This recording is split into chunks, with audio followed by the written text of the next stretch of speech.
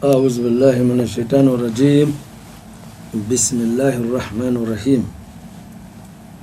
إن الحمد لله حمدا كثيرا نحمده تعالى ونستعينه ونستغفره ونعوذ به من شرور أنفسنا ومن سيئات أعمالنا. من يهده الله فهو المهتدي ومن يضلل فلا هادي له. ونشهد كما بنفسه شهد الله أنه لا إله إلا هو والملائكة وأولي العلم قائما بالقسط لا إله إلا هو العزيز الحكيم الخالق البارئ المصور الذي له ملك السماوات والأرض ويحيي ويميت وهو على كل شيء قدير. ونشهد وكفى بالله شهيدا محمد رسول الله والذي بعثه ربه بالهدى ودين الحق بشيرا ونذيرا وداعيا إلى الله بإذنه وسراجا منيرا. بلغ رسالة وأدى الأمانة ونصح الأمة وكشف الغمة وجاهد في الله حق جهاده حتى أتاه اليقين.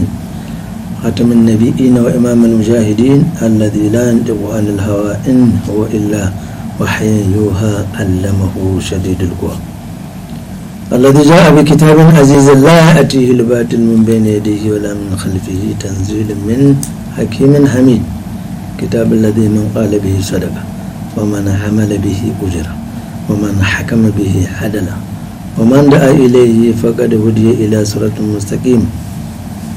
هذا الكتاب كل من تمسك به وتمسك بالسنة الذي جاء به فقد استمسك بالعروة الوثقى لا انفصام لها والله سميع عليم. فصلى الله تعالى على نبيه الكريم وعلى آله وصحبه ومن تبعهم بإحسان إلى يوم الدين. رب اشرح لي صدري ويسر لي أمري وخلل عقدة من لساني يفقهوا قولي وبعد. السلام عليكم ورحمة الله وبركاته. وعليكم السلام ورحمة الله وتعالى. Le clément de tout miséricordieux qui une fois encore nous a permis de nous retrouver en cette télévision Tambara pour nous entretenir d'une thématique. Nous avons aujourd'hui choisi le shirk. Pourquoi le shirk? Mais parce que tout simplement après le tawhid, et nous verrons exactement pourquoi. Alors, pour définir le shirk dans sa définition étymologique, le mot est dérivé du verbe sharika qui veut dire être associé, participer, avoir, part à. Et au regard du vocabulaire religieux, le mot shirk veut dire idolâtrie, polythéisme, c'est-à-dire associé à Allah, l'unique créateur du cosmos, d'autres créatures pour en faire des égaux ou des partenaires. Allah subhanahu wa ta'ala, béni et exalté soit-il, a dit dans un hadith qudsi: j'ai créé mes serviteurs pour qu'ils m'adorent sur la voie de l'islam, mais les diables vinrent les détourner de leur religion, leur interdire ce que je leur avais permis et leur ordonner de m'associer à ce propos. C'est à propos de quoi je n'ai fait descendre aucun argument faisant autorité. C'est un hadith rapporté par Muslim. Le shirk, c'est donc l'associationnisme. L'associationnisme. Et c'est justement ce qui est un antinomie est en contradiction flagrante avec le tawhid que nous avons traité les dernières semaines. Tawhid qui est le contenant de la kalimat shahada, la kalimat tayyiba, la ilaha illallah. Le shirk est réparti en deux grands groupes. Le shirk al-shirk al-akbar al-jali et le shirk al-asgar al-khafi. Le premier shirk al-shirk al-akbar est classifié dans les grands péchés. Et c'est lui-là même qu'Allah subhanahu wa ta'ala a décidé de ne pas pardonner dans l'au-delà.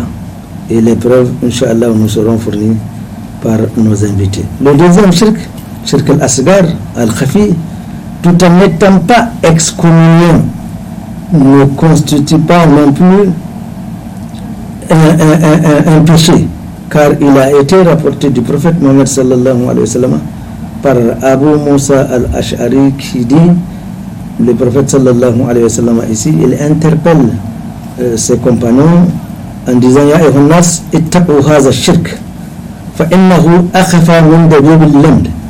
Le prophète interpelle ses compagnons et leur dit de craindre ce shirk-là. Parce que ce shirk-là, il est tellement caché que le déplacement d'une fourmi sur une nuit noire, et on parle également d'une montagne noire, c'est-à-dire c'est tellement subtil, il faut faire très très attention. Et les compagnons se sont inquiétés de savoir de quoi il s'agit. Il a dit Ria, c'est-à-dire, comment le Ria, c'est le matuvi, c'est le fait de montrer on fait la chose parce qu'il faut se faire remarquer, etc., etc. Un aphorisme nous enseigne que si vous voulez très bien comprendre une chose, il faut connaître son contraire. Et c'est pour cette raison, le shirk étant à l'opposé du tawhid, nous avons choisi de parler du shirk parce que c'est l'un des plus grands péchés qu'Allah subhanahu wa ta'ala a dit qu'il ne pardonnera pas une fois qu'on est mort sans demander l'absolution de ces péchés-là. Et c'est ce que, Inch'Allah, nous allons voir avec nos habituels invités. Il s'agit de notre frère Abdel Fattah, salam alaikum. Wa alaikum salam. Et Imana Halalou, assalamu alaikum. Wa alaikum salam. Voilà de quoi nous nous proposons, par la grâce d'Allah subhanahu wa ta'ala, d'en parler. Le shirk. Le shirk, c'est un grand péché, mais dont très souvent les gens n'y prêtent pas beaucoup attention. C'est un péché où Allah a pris l'engagement qu'il ne pardonnera pas une fois qu'on est mort sans demander le pardon d'Allah subhanahu wa ta'ala. Frère Abdel Fattah, qu'est-ce que as-tu quelque chose à ajouter sur non seulement la définition du shirk et ses conséquences? Alhamdulillah Rabbil Alamin, summa salatu wa salam ala ashrafil mursalin Muhammadun alamul huda wa manaril yaqin. D'abord, quand est-ce que le shirk a commencé? Quand Allah subhanahu wa ta'ala a créé Adam alayhi salam, il l'a installé sur la surface de la terre. Il a vécu des années. Et il a adoré Allah subhanahu wa ta'ala selon le dogme pur. Maintenant, le peuple qu'il a laissé après lui, comme lui, il a quitté, il y a eu des hommes vertueux qui ont eu des renommées. Et entre Adam et le prophète suivant qui est Noé, il y a eu 10 siècles. Voilà. Entre-temps, Shaitan a détourné les gens de la vraie religion qui est toujours l'islam, selon le dogme de Adam alayhi salam. Et la science s'est affaiblie. Satan est venu trouver les gens. Puisque les gens de grande renommée, tels que aujourd'hui on a essayé de donner à certaines rues, certaines artères et certaines places des noms, Shaitan, ce peuple-là a voulu immortaliser le nom de ces hommes vertueux, jusqu'à ce qu'on ait même fait des effigies et même des statues en leur nom pour vraiment immortaliser leur nom en signe de reconnaissance et vice-versa. Parce qu'ils étaient pieux. Ils étaient pieux. Et ceux-là sont disparus. Et ce peuple-là est parti. Une autre génération est venue. Satan, qui est plus âgé, plus instruit. Disons qu'il a, lui ne meurt pas, il a la. Oui, il est là. De ne pas mourir, il est venu maintenant instruire ceux qui sont présents. Ceux dont vous voyez les effigies, les statues, c'est de grandes personnalités, vous pouvez leur vouer l'adoration. Et ainsi de suite. Voilà comment Satan est venu détourner les gens de la vraie direction. C'est en ce moment Allah subhanahu wa ta'ala a voulu que ces gens-là quittent leur perdition et revenir sur la droite ligne. Il a envoyé Nabi Nuh comme prophète, comme avertisseur. Il a fait sa prédication durant 950 ans. Il n'y a pas eu beaucoup de gens avec lui. Au point où il a imploré Dieu contre eux jusqu'à ce qu'Allah subhanahu wa ta'ala fasse venir le déluge et ainsi de suite pour les exterminer. Donc, le shirk est une injustice, une très grande injustice. Vis-à-vis de qui? Vis-à-vis d'Allah subhanahu wa ta'ala, qu'on n'a pas reconnu la valeur, et un grand péché vis-à-vis de l'acte posé. On n'aura jamais souhaité à une personne de mourir et qu'on trouve dans sa valise le jour de la résurrection comme mauvaise action, shirk. Donc, il n'y a aucune réparation possible. Donc c'est le fiasco total. De ce fait, chacun des fidèles de Dieu doit s'abstenir vraiment de pratiquer le shirk. Voilà. Tu as sûrement un ajout ou quelques précisions supplémentaires à apporter. أعوذ بالله السميع العليم من الشيطان الرجيم بسم الله الرحمن الرحيم صلى الله على النبي الكريم رب اشرح لي صدري ويسر لي أمري واحلل عقدة من لساني يفقهوا قولي. Vous venez de dire que Allah subhanahu wa ta'ala a créé les hommes et les djinns pour qu'ils l'adorent. Mais il a aussi dit وَمَا أُمِرُوا إِلَّا لِيَعْبُدُوا اللَّهَ مُخْلِصِينَ لَهُ الدِّينَ حُنَفَاءَ. Il n'a ordonné, demandé aux gens que de rendre un culte sincère à Allah subhanahu wa ta'ala. Donc en pleine exclusivité. Effectivement, le shirk, c'est une injustice énorme, non seulement comme Abdel Fattah vient de le dire à l'égard de son Seigneur, mais à l'égard de soi-même, puisque Allah subhanahu wa ta'ala a dit que tous ceux qui peuplent les cieux et la terre sont soumis, adorent Allah subhanahu wa ta'ala. Donc, l'être humain, en le créant, on l'a mis dans les conditions de réussite et on a envoyé des messagers pour les guider.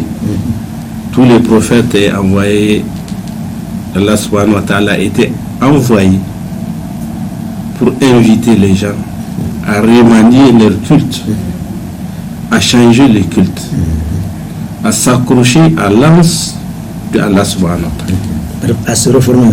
À se reformer. Donc, tour à tour, après nous, au temps d'Ibrahim, c'était la même chose. On se rappelle, il avait saccagé une sanctuaire, laissant les grands parmi les idoles, parce qu'effectivement, c'est ça, le shirk. Prendre, comme on l'a dit la dernière fois, une créature de Dieu. Or, Allah nous donne l'exemple. Qui c'est qui a créé les cieux et la terre?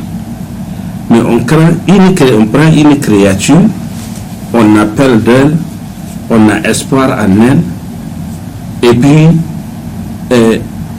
on tente même de lui rendre un culte en faisant des sacrifices.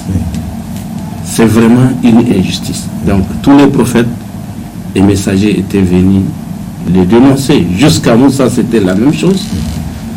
Et jusqu'à cette relation, parce qu'il y a ce qu'on appelle un pacte entre, l'islam a dénoncé jusqu'au pacte qu'on peut y avoir entre une autre créature et l'homme, qu'on appelle la sorcellerie. Ça a été dénoncé par l'islam.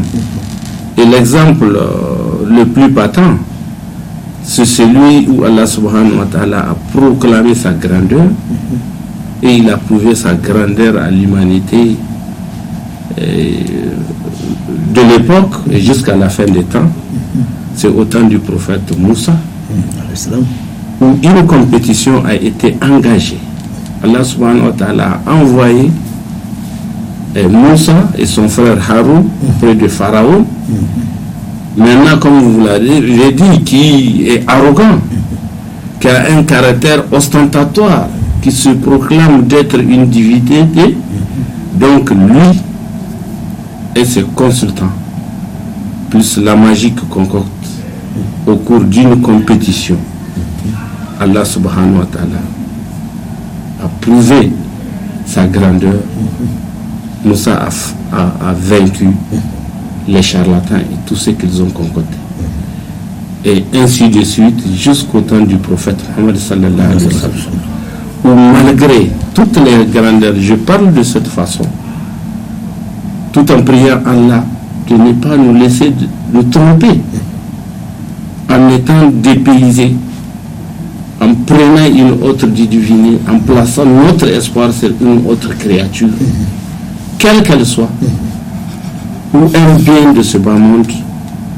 Allah subhanahu wa ta'ala a prouvé également sa grandeur au temps du prophète Mohammed sallallahu alayhi wa sallam. Un fils posthume, donc, qui est né après son père, orphelin de mère, tour à tour, tous ceux qui l'assistaient, Abu Talib, son oncle, jusqu'à son épouse qui était riche, et ensuite les grands dignitaires comme Abu Lahab, qui était son oncle, qui l'assistait, Allah subhanahu wa ta'ala les a retirés. Mais malgré la puissance des grands dignitaires de son époque et le nombre d'idoles qu'ils ont entassés dans la Kaaba, au nombre de 360, et même le complot qu'ils ont ourdi avec d'autres chefs d'autres clans contre le prophète Mohammed sallallahu alayhi wa sallam et l'embryon de la communauté musulmane. Malgré tout ce qu'il faisait, Allah lui a donné la victoire jusqu'à un jour la Kaaba a été vidée de ce qu'il savait. Donc c'est pour dire que tant qu'on vit, on a encore de la chance. Pour nous repentir, Allah nous a trouvé à travers l'histoire, parce que le Coran dit Allah nous frappe des exemples pour qu'on tire des leçons. Nous prions Allah à ce que ces leçons nous servent pour revenir sur la voie de Dieu, quelle qu'en soit notre peur du bas monde, quel qu'en soit notre espoir, quels qu'en soient nos besoins et quelles qu'en soient nos ambitions, de revenir vers Allah subhanahu wa ta'ala. Si Allah fait que déjà nous sommes dans cette pratique pour nous repentir, les résultats sont là. Un fils posthume, orphelin, l'intrigue des grands dignitaires et même des grandes puissances de l'époque, parce qu'au temps du prophète Mohammed sallallahu alayhi wa sallam, à son époque, les grandes puissances, ce ne sont pas ces pays qu'on connaît aujourd'hui, qui n'étaient même pas tracés, n'est-ce pas? C'était l'empire perse et l'empire byzantin, mais Allah a montré sa grandeur, sa toute puissance, celle de son unicité, et n'est-ce pas, en faveur de qui? Ici-bas et à l'au-delà, en faveur de qui? En faveur de ceux qui ont dit La ilaha illallah, et ils sont restés fermes là-dessus. Ils ont continué à adorer Allah assidûment. Et c'est ça le rempart. s'accrocher à la seigneurie d'Allah, la souveraineté d'Allah, s'accrocher à la divinité de Allah subhanahu wa ta'ala. C'est s'accrocher à la meilleure, au meilleur qui soit. Tout à fait. À la meilleure anse. Tout à fait. Frère Abdel Fattah, quand on parle du shirk, nous pouvons commencer à essayer un peu de faire l'historique, mais prenons à partir de l'avènement du prophète Mohammed sallallahu alayhi wa sallam, qui évidemment avait trouvé une société qu'il connaissait très bien, vouée des cultes totalement à l'endroit des idoles. Donc à l'époque, on adorait les idoles tout en sachant qu'un créateur suprême existe, mais on a estimé qu'il est peut-être très loin, ou alors il a fallu qu'on passe par des petites divinités pour accéder à Allah subhanahu wa ta'ala, et au finish on ne voit pas le résultat, on ne l'attribue pas à Allah subhanahu wa ta'ala, on l'attribue à ces petites idoles là. Nous voyons d'ailleurs dans l'imbécilité humaine, tu vas dans la brousse, tu coupes une branche, un tronc d'arbre, tu viens, tu façonnes une statue et tu dis que c'est ça ton Dieu.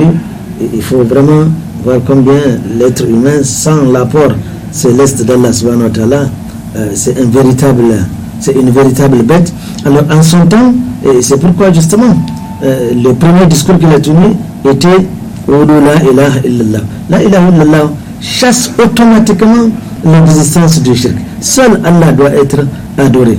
Et comme il a dit, le prophète a mis 13 ans à la Mecque juste pour faire accepter, refuser, n'est-ce pas, l'association, ce culte qu'il voue aux idoles, pour ne penser qu'à Allah subhanahu wa ta'ala.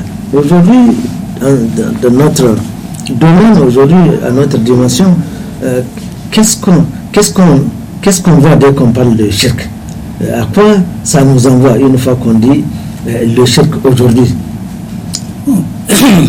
Alhamdulillah Rabbil Alamin, summa salatu wassalamu ala ashrafil mursalin Muhammad alamul huda wa manaril yaqin. D'abord, tous les prophètes qui sont venus proclamer l'unicité de Dieu. Satan, toujours, dans ses œuvres, a toujours manipulé l'homme, lui a inculqué des idées pour le détourner de la vraie voie, lui dire que non, ce n'est pas ça.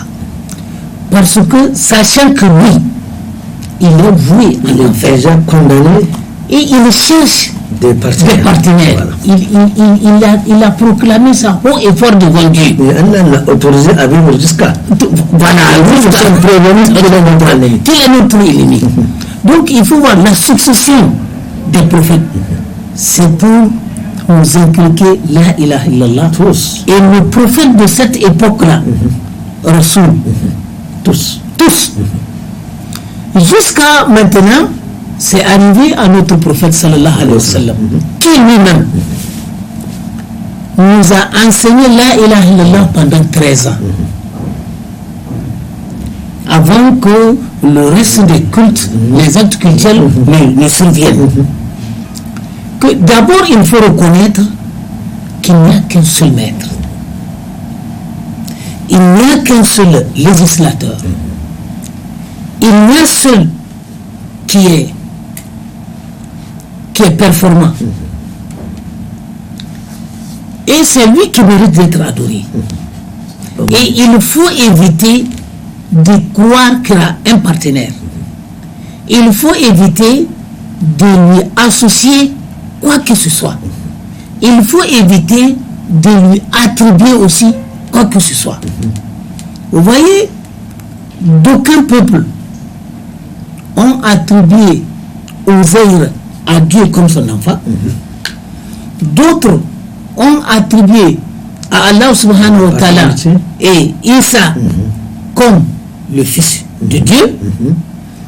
Et des pratiques pareilles, Dieu ne le tolère pas. C'est des attributs qu'Allah subhanahu wa ta'ala rabaisse Dieu. Donc, l'homme doit faire attention. Celui-là qui croit en Dieu doit faire attention que mon Dieu, le vrai Dieu que je dois adorer, est unique. Il n'a pas de semblable. Et il mérite mon amour, tout mon amour. C'est-à-dire que tout ce que je dois aimer, d'abord c'est Dieu. Tout ce que je dois faire, d'abord c'est Dieu. Celui qui va me dire, fais, ça doit être Dieu. Celui qui doit m'interdire, ça doit être Dieu. Celui qui donne la vie, c'est Dieu. Celui qui donne la mort, c'est Dieu. Celui qui me donne la santé, c'est Dieu. Celui qui me rend malade, ça doit être Dieu. Voilà d'abord dans l'esprit du vrai croyant ce qu'il doit avoir. Pour éviter de tomber. Éviter de dire que bon voilà, mon Seigneur que j'adore là, il ressemble à quoi? Allah subhanahu wa ta'ala nous a dit dans le Coran, c'est clair, c'est net, rien ne peut ressembler à Dieu. Et il nous a dit qu'il nous voit et il entend. Donc il voit, il entend. Oui, omniprésent, oui, omnipotent. Voilà, tout ça. Il a toutes ses qualités. Il a les qualités avec qu'il sait attribuer lui-même. Pourquoi chercher? Il faut éviter de tomber dans des hérésies. Donc, vous voyez, les Arabes qui adoraient des idoles. Le jour où le messager sallallahu alayhi wa sallam leur a dit qu'il y a un unique Dieu qu'il faut adorer, ils se sont fait l'idée que nous avons 360 divinités que nous adorons, qui n'ont pas pu nous trouver une solution à nos problèmes. Et toi maintenant tu viens nous dire que bon voilà, il y a un Dieu unique qu'il faut adorer. Ils ont dit vous voyez, donc ils ont sous-estimé le vrai Dieu. Donc il faudrait que le musulman que nous sommes reconnaissions le vrai Dieu, le connaître comme il le faut et avant de l'adorer. C'est lui qui peut donner la santé. Et vous voyez, chaque fois Allah subhanahu wa ta'ala nous rappelle de l'homme de Surat al-Fatiha. Qui il est, qui mérite d'être adoré, c'est Allah subhanahu wa ta'ala. Malheureusement, d'abord il faut voir même l'engagement et de la ilaha illallah, puisque la ilaha illallah c'est un engagement. Beaucoup de nous on a failli. En lisant Fatiha, on ne respecte pas ce que nous disons dans Fatiha. Et tout ça là va nous conduire vers le shirk. Et c'est la chose la plus abominable que le musulman ne doit pas avoir avec lui, nos jours de compte. Malheureusement, qu'Allah nous préserve. Aujourd'hui, il faudrait voir quand nous revenons à seulement Iyaka na'budu wa Iyaka nasta'in. C'est un engagement. Certainement, nous n'adorons personne d'autre que toi. Et il n'y a personne qui peut nous secourir, qui peut nous aider dans ce que nous faisons, si ce n'est toi. Mais il faut voir ce que nous disons et les pratiques sont diamétralement opposées.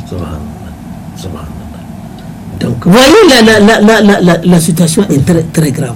Quand quelqu'un tombe malade, au lieu de reconnaître que c'est Allah subhanahu wa ta'ala, c'est un problème.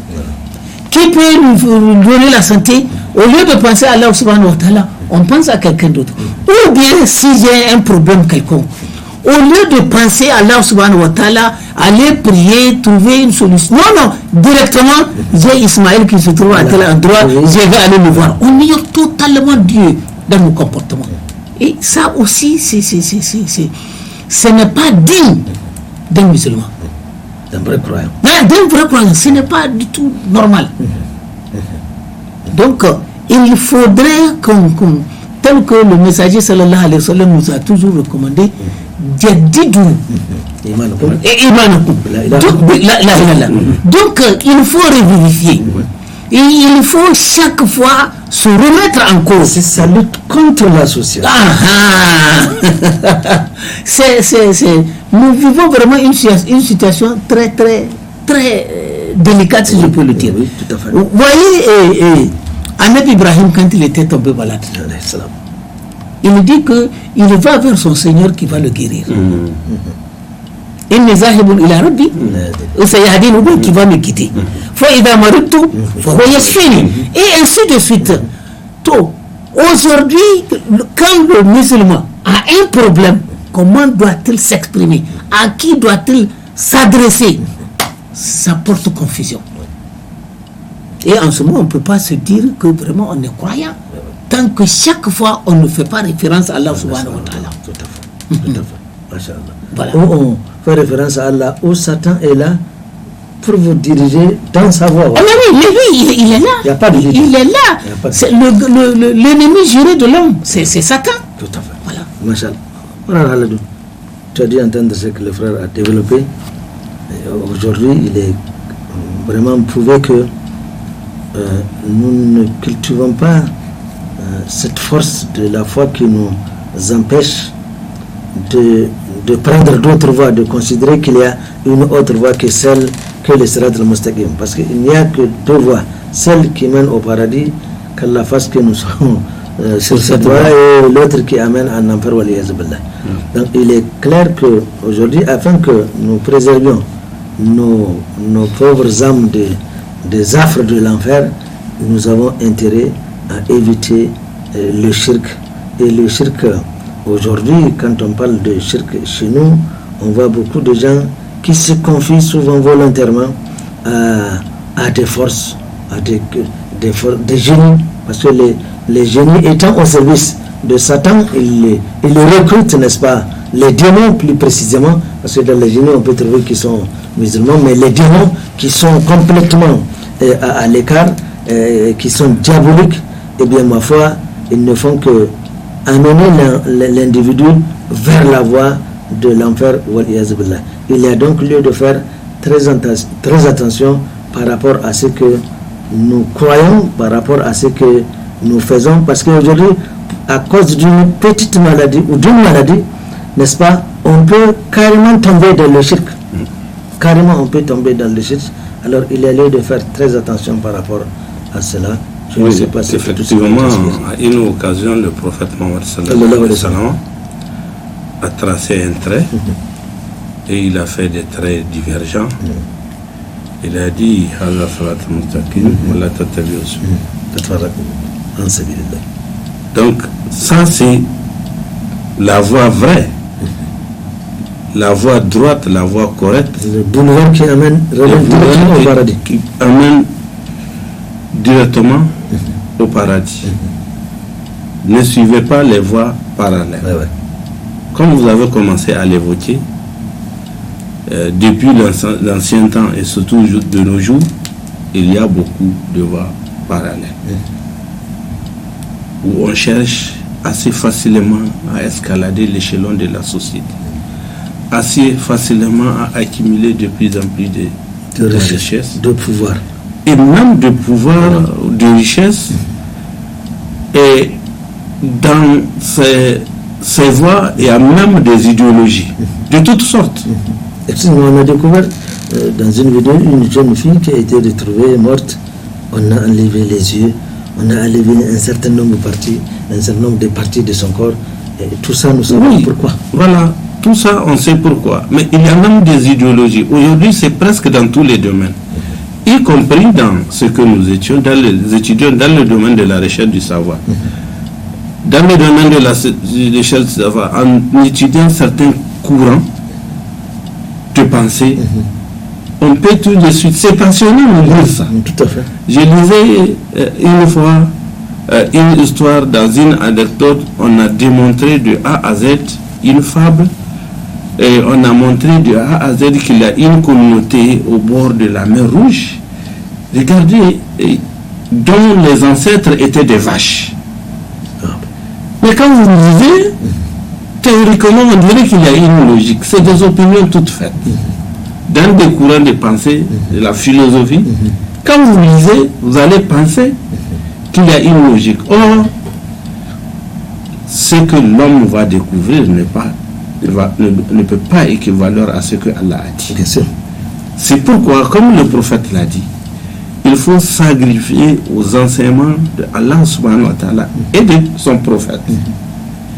Dans le cheminement de la pratique de l'islam, il faut chercher le savoir. Il y a un exemple qu'on a multiplié plusieurs fois, qu'on a répété plusieurs fois ici, le prophète Ibrahim, qui demandait à Allah, montre-moi comment tu fais revivre les morts. Non, c'est pour que Allah a dit, n'as-tu pas encore hein? Quand il n'es-tu pas encore, il a dit non, c'est pour encore avoir le yakin. Une certitude. Une certitude. C'est pour avoir une certitude. N'est-ce pas? Ça, c'est un exemple à suivre. Et ça, c'est même le devoir du musulman. On doit chercher le savoir. Et ça doit être continuellement. Mais aussi, revivifier sa foi. Tous les zikrs dont on parle, le rappel de Dieu, les invocations, nuit et jour. On dit telle matinée, c'est un appât. Ce sont des enseignements, on nous crée des appâts. Si tu fais la prière du doigt, voilà des avantages. La prière de nocturne, première moitié de la nuit, tu pries à 2 heures, tu pries à telle heure. La prière entre Zouf, on nous dit des valeurs, c'est dans des appâts. C'est à travers ça que Allah nous dit. Mais si on prend de recul, on refuse. On se fait les scientifiques. Ah, moi je suis musulman, je prie que quand j'ai le temps. Même, ça ne fait pas très longtemps, j'ai appris une idée où on dit tu peux ne pas prier, mais tu fais de l'aumône. Ah bon, et ça suffirait. Et ça suffirait. Tu évoquais tout à l'heure la philosophie telle que ceux qui sont intéressés l'ont étudiée et malheureusement l'enseignent. On constate qu'il y a un pan d'une philosophie qui carrément sort l'individu de la voie d'Allah subhanahu wa ta'ala. Sort l'individu de la voie d'Allah. C'est pourquoi les musulmans doivent se dire que à tout moment, il a besoin d'être encadré. Demandez à ceux que vous ne savez pas, à ceux qui savent si vous ne savez pas. Le prophète Mohammed sallallahu alayhi wa sallam, depuis son temps, il a mis des garde-fous. Il a dit, tenez ma sunna et tenez la sunna de ceux-là, les Khulafa'i Rashidin, les 4 califes orthodoxes. Mais si on voit, à titre d'exemple, dès le jour où ils sont islamisés, ils se sont levés pour le travail de l'islam. Ils font de gauche à droite, ils sont au puits, ils font tout. Abu Bakr Siddiq, il est allé en Abyssinie. Avant même que la révélation du Coran atteigne un certain degré, pour tout simplement trouver où adorer. Mais est-ce qu'aujourd'hui c'est ce cas? C'est ce qu'on fait? Non, on est plus préoccupé par comment trouver à manger. Or, qu'est-ce que Allah, le prophète Mohammed sallallahu alayhi wa sallam a dit? Si seulement vous pouvez vous fier en Allah, il peut vous nourrir comme on nourrit les oiseaux. Comment? Il nourrit les oiseaux. Allah peut vous nourrir comme il nourrit. Non pas parce que la personne peut rester dans la mosquée ou à la maison prier Dieu seulement sans aller travailler. Travailler, c'est aussi une recommandation. Se confier à Allah. Donc, se confier à Allah, prendre la voie. Donc, les garde-vous qu'on doit faire. Parce que si vous prenez cette voie, si vous les suivez, ce sont des bons exemples d'assiduité, d'effort dans la voie de Dieu, de la solidarité, de prédication. Rappelons que Abu Bakr Siddiq, un jour, c'est lui qui insistait. Mais qu'on prêche à la Mecque au moment où il y avait toute la menace, au moment où certains étaient maltraités, n'importe comment, mais il insistait pour qu'il prêche. Donc, il y a, pour contrecarrer l'autre influence, parce que souvent, c'est avec la chute de la foi qu'on se trouve dépaysé, faible, et plus l'ignorance. Parce qu'il y a des choses qu'on te raconte, fait comme ça, comme l'autre exemple, cette histoire-là où on dit de sacrifier ne serait-ce qu'une mouche. C'est par ignorance, parfois qu'on peut être traîné. Mais si on a appris qui est son Seigneur, et avec l'aide de Dieu, Inch'Allah, on ne peut pas se laisser entraîner dans certaines pratiques. Masha'Allah. Frère Abdel Fattah, Allah subhanahu wa ta'ala l'a dit de façon très claire. Inna Allah la yaghfiru an yushraka bihi wa yaghfiru ma duna zalika liman yasha. Nous voyons que ce verset nous renvoie au shirk akbar, le plus grand shirk qui exclut l'individu de la sphère de l'islam. Je voudrais qu'on évoque très rapidement, nous n'avons que 10 minutes, l'autre aspect du shirk, shirk al-asgar, le petit shirk qui non seulement, mais s'il n'exclut pas la personne de la sphère de l'islam, mais qui constitue quand même un très grand péché et que nous voyons un peu partout aujourd'hui, les gens tomber là-dedans sans qu'ils ne se rendent compte, c'est-à-dire le ria, agir pas pour Allah subhanahu wa ta'ala, mais pour que les gens voient ce qu'on est en train de faire. Et ce hadith qui a été rapporté de ces 3 personnes, un guerrier, un savant, etc., est assez illustratif. Alors, il y a lieu aussi de faire attention à ce shirk, aussi petit soit-il, le prophète l'a appelé shirk. Oui, les 2 shirk, qu'ils soient shirk al-akbar ou shirk al-asgar, conséquence, c'est l'enfer. D'abord, en prenant l'exemple de ce hadith-là. Et le prophète sallallahu alayhi wa sallam a fait savoir qu'il y a 3 catégories de personnes le jour de la résurrection. Et on essaie de leur faire leur jugement d'une façon chap-chap. Avant qu'on ne vienne voir les autres. Oui, tout à fait. D'abord, il y a le savant. Il sera amené devant Dieu. Dieu va lui dire que je t'ai donné le savoir. Qu'est-ce que tu en as fait? Et quelle utilisation tu en as fait. Donc, tous les domaines dans lesquels on utilise le savoir, il va le dire. Dieu va lui dire que c'est faux. Les anges vont dire que c'est faux. Et Dieu va lui demander à ce qu'il soit amené en enfer. Parce que ce savoir-là... Oui, il a donné pour qu'on dise qu'il est généreux. Voilà. Et pour qu'on dise qu'il est savant, pour qu'on dise qu'il connaisse. Donc, agir souvent... pour plaire aux hommes. Avec pédance ou avec... Oui, pour plaire aux hommes. Ça, c'est... Et non pas pour plaire à Allah subhanahu wa ta'ala. Allah dit amenez-le en enfer. Oui, amenez-le en enfer. Ça, c'est le savant. Et l'homme riche aussi, la même chose. Voilà, tu as fait pour que tu sois loué, que tu es généreux. Et l'homme fort aussi, la même chose. Il a montré une bravoure pour voilà, il faudrait voir ce jeune homme qui est venu devant le messager sallallahu alayhi wa sallam. Il dit que je voudrais aller à la guerre pour combattre fi sabilillah et revenir. Mais je souhaiterais que les gens chantent ma louange. Le prophète a dit sallallahu alayhi wa sallam, tu n'as aucun mérite.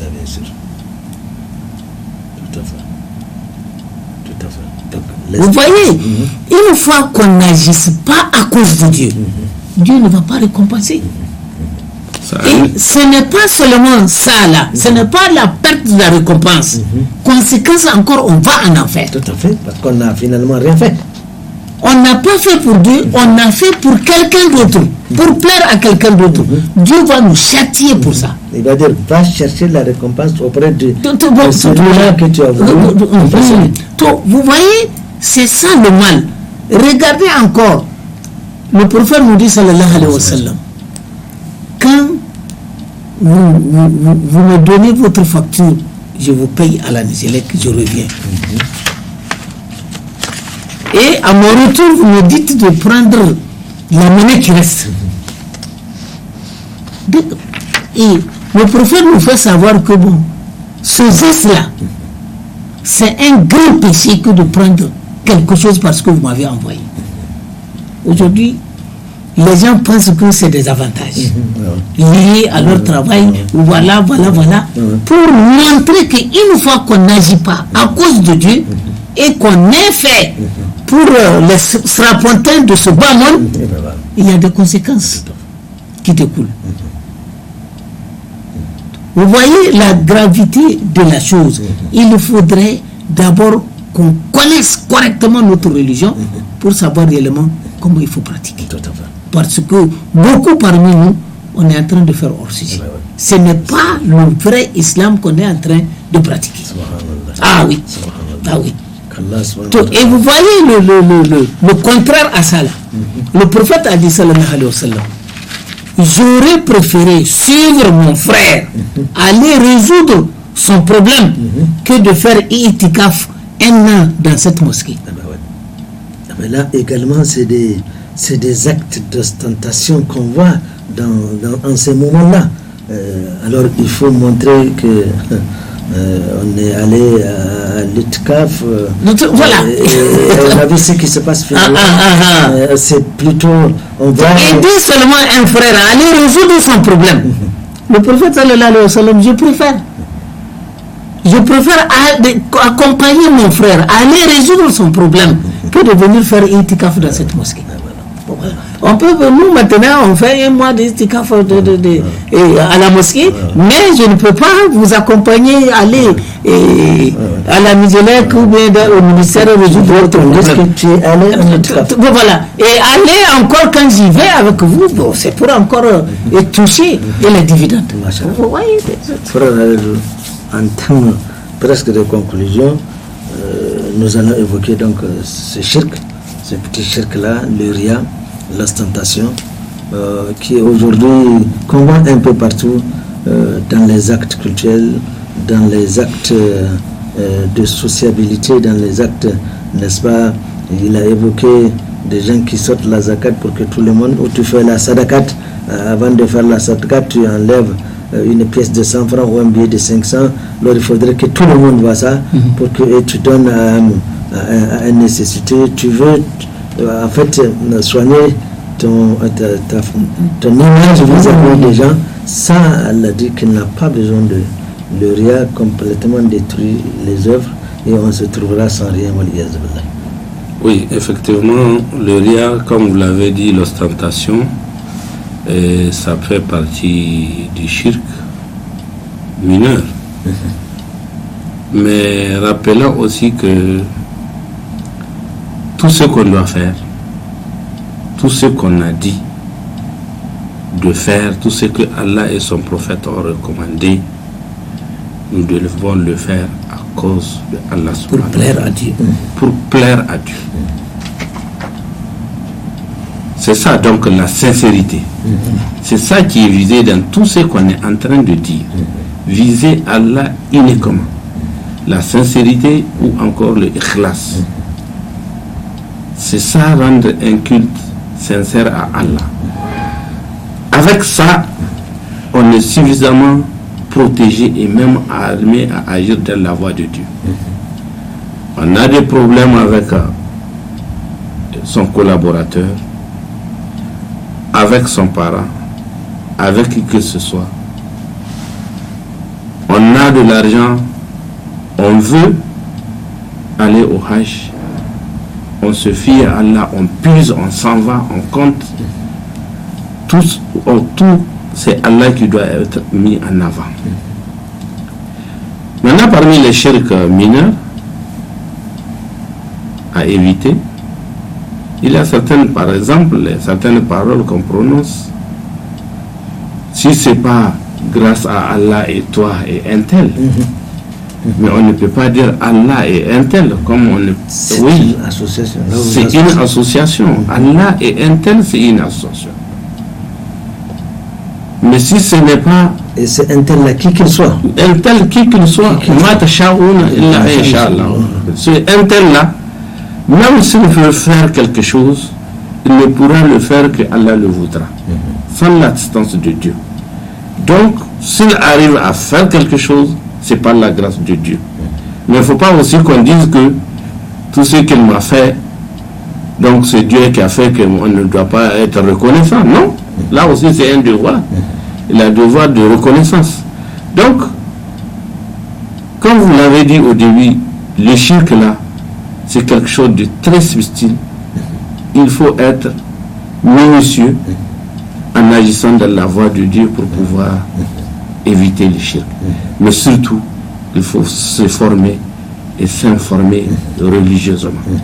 Je vais faire telle chose si je fais telle chose. Sinon, effectivement, le shirk majeur, quand on meurt dedans, ça annule toutes les œuvres complètement. On sait où On connaît déjà sa destination. Ah oui.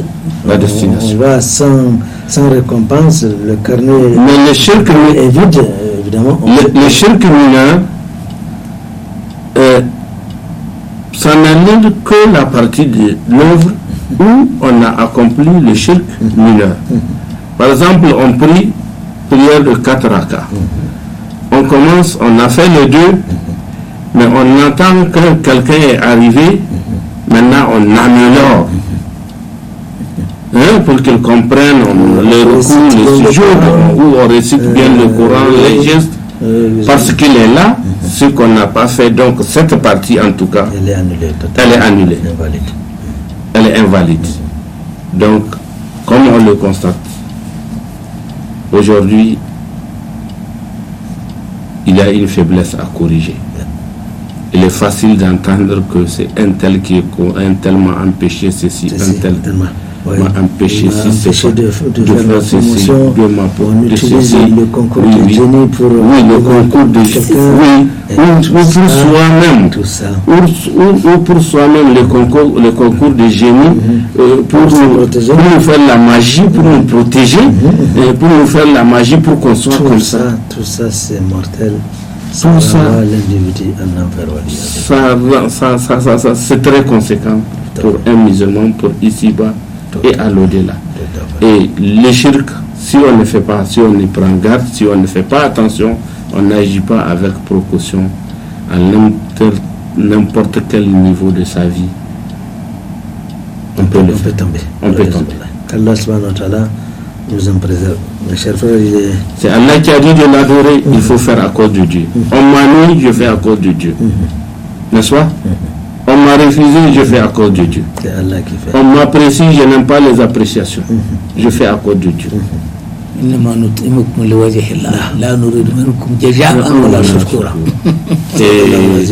Et Allah subhanahu wa ta'ala nous a démontré il fallait enlever l'insana et la ta'amihi. Aujourd'hui, on pense qu'on va, comme aujourd'hui d'ailleurs, comme si le verset est descendu et contemporain, quoi. C'est-à-dire l'être humain jusqu'à il arrive il reste penser ce qu'il va manger demain. Et Allah nous prouve c'est nous qui faisons descendre l'eau en quantité suffisante. Et puis c'est nous qui fendons la terre afin que les herbes, les plantes poussent.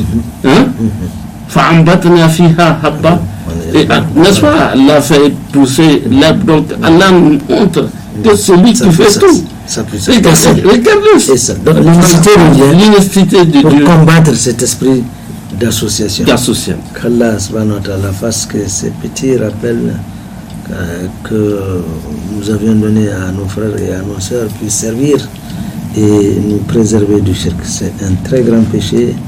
C'est Allah, comme Allah ne se met pas en colère, mais quand il dit Inna Allah la yaghfiru, jamais. C'est catégorique.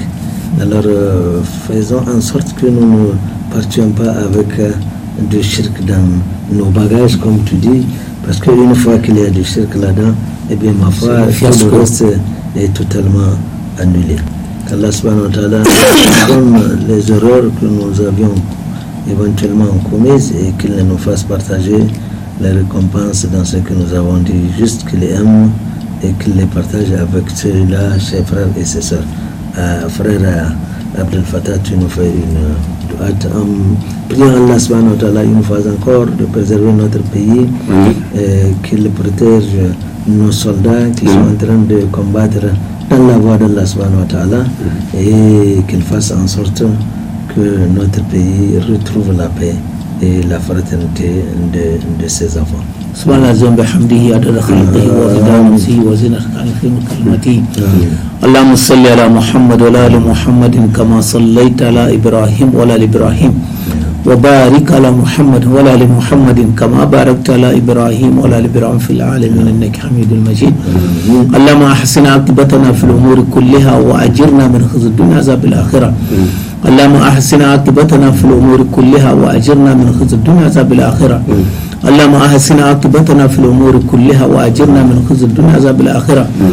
اللهم استرنا بسك الجميل، اللهم استرنا بسك الجميل، اللهم استرنا بسك الجميل. اللهم من أرادنا وأراد المسلمين بالسوء فاشغله في نفسه.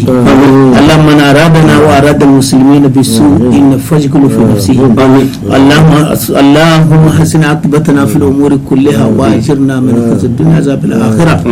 اللهم صل على محمد وعلى آل محمد كما صليت على إبراهيم وعلى آل إبراهيم وبارك على محمد وعلى آل محمد كما باركت على إبراهيم وعلى آل إبراهيم في العالمين إنك حميد مجيد. سبحان ربك رب العزة عما يصفون والسلام على المرسلين الحمد لله رب العالمين. À titre de rappel, cet élément sera diffusé Inch'Allah le samedi à partir de 15h. Assalamu alaikum wa rahmatullahi wa barakatuh. Wa alaikum assalam wa rahmatullahi wa barakatuh. Assalamu alaikum.